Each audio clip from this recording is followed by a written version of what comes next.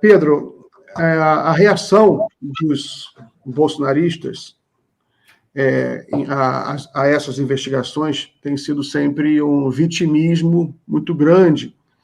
O Carlos Jordi, que também está sendo investigado, ele participou de uma coletiva que ele chorou.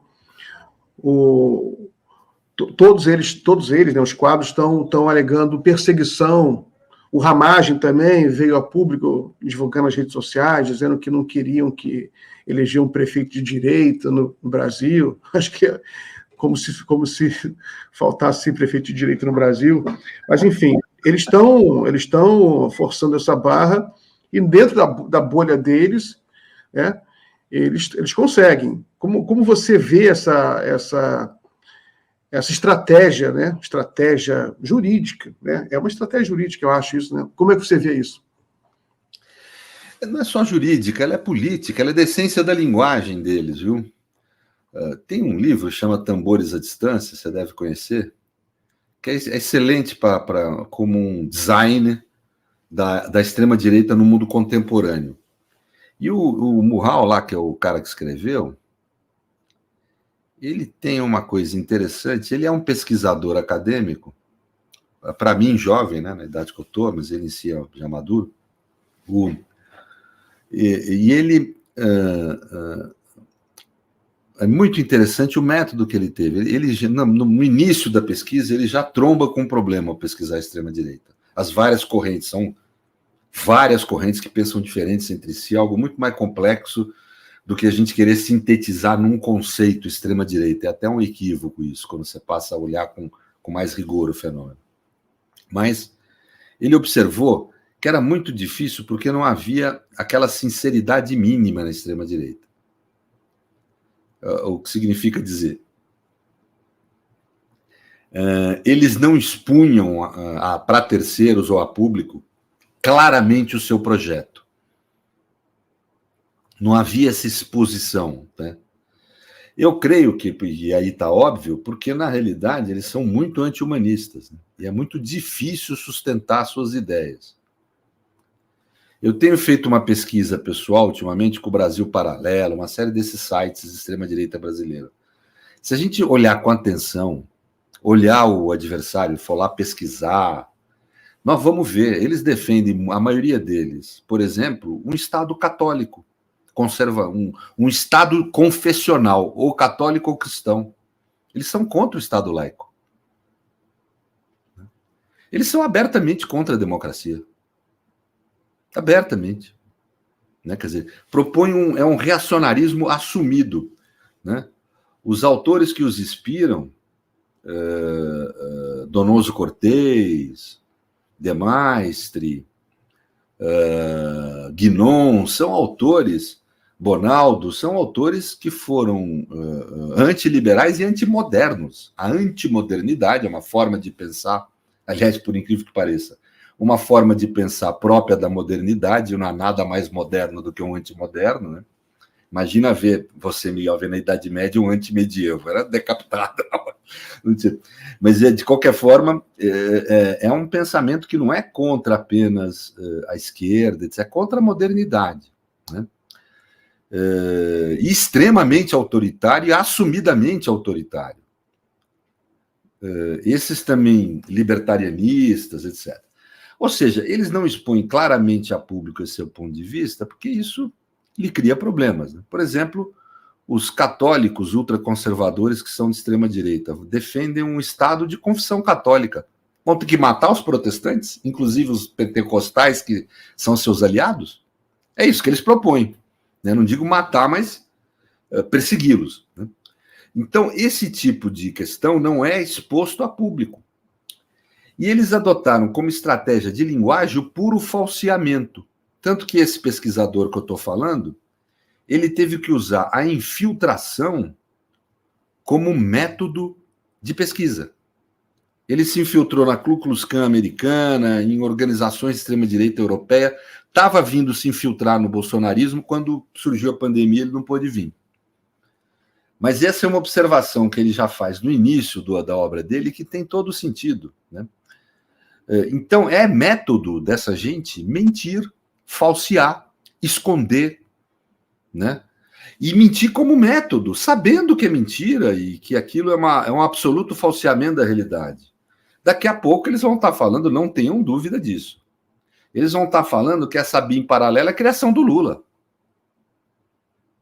Não tenha dúvida, é 2 minutos, né, para fazer isso acontecer, né? Então, aquele sujeito que foi delado como sendo o mandante do homicídio da Marielle, né? Vazou essa informação indevidamente da PF, não devia ter vazado, né?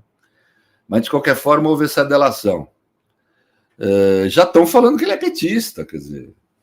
O golpe de 8 de janeiro foi, na versão deles, de muitos deles, alguns deles já estão recuando, porque a versão é ridícula, né? É de que o governo patrocinou um golpe contra si mesmo, um suicídio político em 7, 8 dias de governo.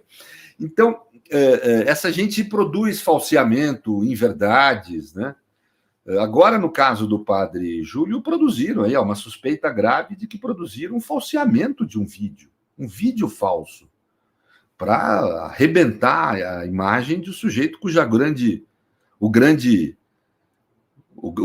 pecado político do sujeito é atender os miseráveis, como determina aí a religião dele, né? Então, esse tipo de postura é método deles. Nós temos que começar a conviver com isso. E faz parte desse falseamento, veja que interessante, né? Eles são os primeiros a falar, são muito projetivos. Freud teria um universo para trabalhar aí, né? Eles falam muito da esquerda, a esquerda está cheia de mimimi, o esquerdista é cheio de mimimi, e tototó. Quer dizer, eles são todos metidos a ter um discurso viril, agressivo, violento, masculino. Mas quando eles vêm, é que nem o cara do bullying. O bullying é assim, né? Eu já sofri bullying na escola, você talvez tenha sofrido. O cara que pratica bullying é isso, ele é viril, ele é... Aí quando ele sente uma força, quando você reage, ele fica todo assustado. Esse sujeito aí era todo metido a macho, não sei o quê, vai lá quando tem uma ameaça de busca e apreensão, uma prisãozinha, chora. Você lembra do Zé Dirceu quando foi preso? A dignidade, o genuíno quando foi preso, injustamente, imoralmente presos, inconstitucionalmente presos, a dignidade dessa gente. O Lula, Mais do que ninguém, o Lula, a dignidade do Lula. Não foi o busca e apreensão, né? Foi uma prisão de mostra um problema também, há um problema de caráter, há um problema moral na extrema-direita. É gente fraca. É gente de espírito fraco. Como diz Nietzsche, os fracos se unem para lutar contra os fortes. É gente que não tem, para usar todos os autores aqui que eles admiram, Aristóteles, a grande qualidade política do indivíduo é a coragem. São covardes. São intrinsecamente covardes. É o praticante do bullying, é o estereótipo que melhor serve a essa gente, no sentido moral e de comportamento. E agora estão mostrando isso. Todos, sem exceção, choram. Aquele Daniel Silveira chorou que nem uma criança. Que nem uma criança quando foi preso. Puxa, o cara que estava lá na internet ameaçando de matar ministro, de bater, de arrebentar, de acontecer, né? Na hora que sentiu a força do Estado que ele atacava, chorou. Essa gente não tem coragem de praticar nenhum ato de transformação. Eles crescem na nossa gentileza, na nossa urbanidade, na nossa elegância. Eles vão crescendo, né? Na nossa civilização. Por isso é que, às vezes, gera reação, que eu tenho que tomar o maior cuidado que os progressistas têm que tomar, é para não virar algo parecido com eles, porque a reação de parte da gente passa a ser tão violenta, tão grotesca, tanto animalesca quanto eles. O que é natural quando você é atacado. Só que a gente tem que tomar cuidado, porque a gente perde a identidade nisso, né? Então, e é isso que eles querem. Eles prenderem a gente, torturar, matar, já cansaram de fazer, nunca liquidaram com a gente por causa disso. Eles liquidam a gente quando eles transformam a gente em algo semelhante a eles, né? Agora, nesse caso aí da BIM, e nesse caso desse sujeito, eles estão mostrando que são. Em falar em perseguição, depois de ter perseguido 30 mil pessoas, literalmente perseguido, né? Geofisicamente perseguido, invadido informações íntimas de 30 mil pessoas da oposição, e ter a coragem de falar que eles são perseguidos aonde? Né? Bolsonaro está solto. Lula ficou 2 anos preso por um processo fraudulento. Pelo amor de Deus, quem que é perseguido nesse país? Esse sujeito não quer eleger um prefeito de direita. A direita manda nesse país há 500 anos, saqueia esse país há 500 anos. Vem falar de corrupção, eles saqueiam esse país. Tomam hoje quase metade do orçamento público brasileiro para meia dúzia de banqueiros. Essa gente tem coragem de falar que são perseguidos? De que há um sistema? Os sistemas são eles.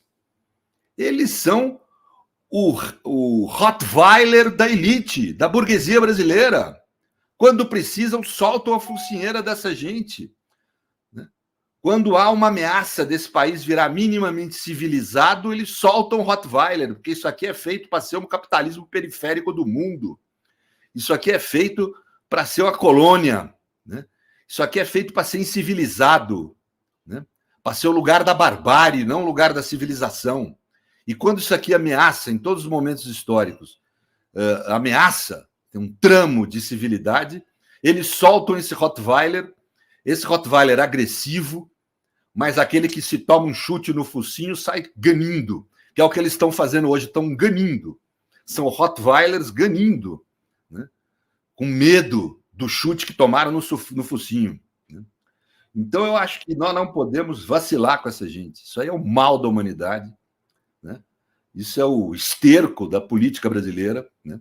E nós temos que combatê-los na hora que eles... Quando trombamos com crimes gravíssimos como esse. Eu espero que não haja nenhum tipo de tolerância com esse crime bárbaro de ter perseguido, vulnerado a intimidade de 30 mil pessoas. Isso é uma das coisas mais graves praticadas durante o governo Bolsonaro. Precisa ser apurado a fundo e todos que estiverem envolvidos punidos. E o governo erra de ainda não ter afastado toda a diretoria da ABIN. Não existe essa história de isso ter rolado um ano sem ninguém perceber.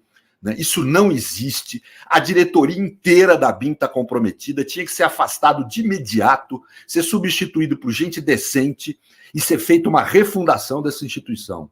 No plano político é isso que tinha acontecido, o governo está vacilando e errando de não fazer isso de imediato.